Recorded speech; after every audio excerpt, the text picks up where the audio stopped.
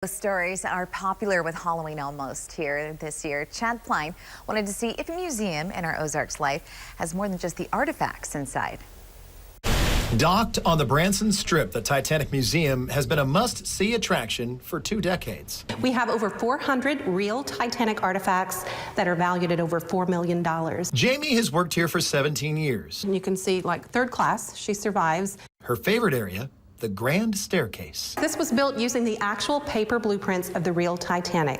One of my favorite things to do is be here stationed at the grand staircase because I get to see their reaction when they see it for the first time. But this is also a place where Jamie has seen things she can't explain. When I turn around to see what time it is right here, I would turn around and right there at the newel post, as quick as I could see it, he was gone, always right there.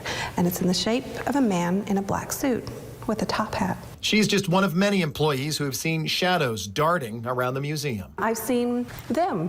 I've seen, as quick as I can snap my fingers, they're gone. And it happens so many times, it's not a coincidence. I've been here early in the morning when it's just me.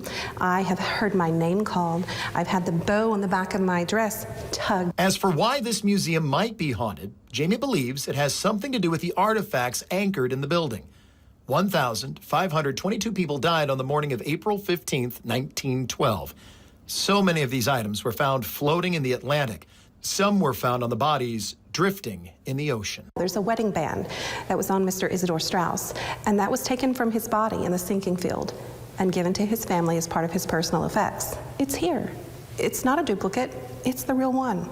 Fear, love, laughter, sadness, anger, all of that is expended energy, and it just goes into the atmosphere, into the environment, and sometimes that collects on objects. This is my 8th year following paranormal investigator David Glidden at locations believed to be haunted.